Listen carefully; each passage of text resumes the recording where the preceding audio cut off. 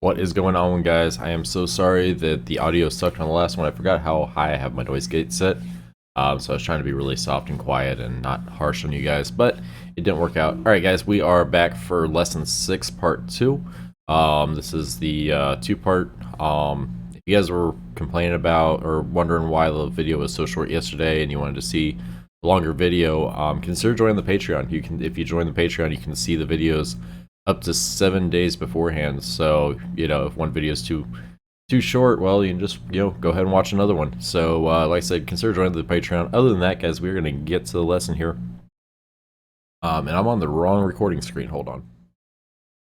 I did that last time, too. So we got the HOTUS here. Like I said, if you guys want to get into Flight Simulator flying, easiest way to do it is use the PC you have. It's a really old game. It'll run on most computers. And this HOTUS is on the website, foxtrotdeltausn.com. Click on my gear. This HOTUS I think is like $40, so it's really cheap, and it's an amazing intro level, introductory level stick. I mean, there's really nothing more to say about it. It's really good. It works. I'm showing you guys this so that you guys can see that you guys can get into sim flight without spending hundreds and hundreds of dollars. All right, guys. Other than that, let's get into the lesson.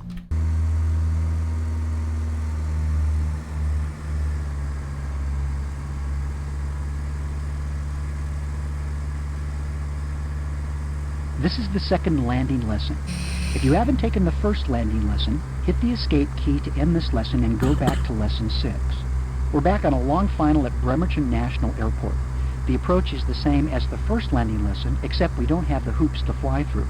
This time, you'll control the airplane on the approach as well as during the flare. The only thing I'll do is keep your wings level for you throughout the landing. As before, the airplane is about 4 miles from touchdown at 75 knots with 10 degrees of flaps extended with the same power setting and descent rate as before.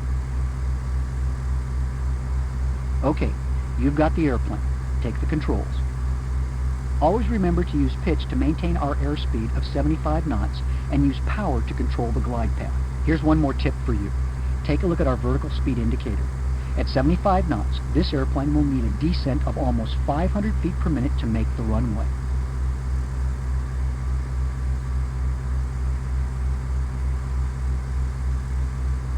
So we're doing pretty good. We're at 500 knots. We're about 75. The Pappy, I can't see super well on the Pappy, but it looks like we're about half and a half, which is where I want to be. But yeah, we're a little bit too slow, which means we're going to go a little high. So we're going to bring the nose down one. Or actually, no. Bring the throttle back a hair. That's right. We want to keep the plane at 75.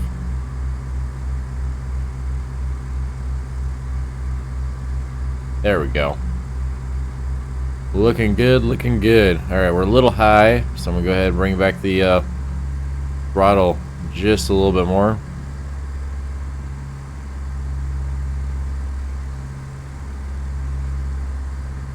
As I bring that throttle up, you're going to see the nose should start going down a little bit to still off glide slope. I'm going to bring the power back even more. Like I said, I'm looking for half and half on that Pappy light. So the Pappy lights are these lights right up here. Yep, I know. I know I'm too high. Trying to get lower. There's these Pappy lights right there. If you've got 2 whites and 2 reds, you're on glide slope. Right now I'm a little bit off the glide slope. Now I'm way off the glide slope. Notice the lights to the left of the runway. That's the PAPI, or Precision Approach Path Indicator. It's a set of lights that change color automatically to help you determine if you're on the proper glide slope. You're too high. Reduce power. As you approach within 100 feet of the runway, resist the temptation to start pulling back. This is a common problem with students during their first few attempts at landing. Wait until you're at flare height to start pulling back on the joystick. There we go. As soon as you feel you're over the runway and at 10 to 15 feet above it, I want you to pull the throttle all the way back and flare like we did last time. Remember, we land with the power at idle in this airplane. If you find yourself gaining altitude during the flare, ease up on the back pressure and let the airplane settle back toward the runway. Then begin the flare again. A little too low, a little bit more power. We're coming up on flare height. As soon as we touch Way down, too low. Lower the nose to the ground and activate the brakes by holding down the period key or the trigger on your joystick. We'll stop here on the runway and talk about what we've done. There we go. We're coming back into the glide slope, and we'll be landing just about perfect. Just came in a little low. There we go.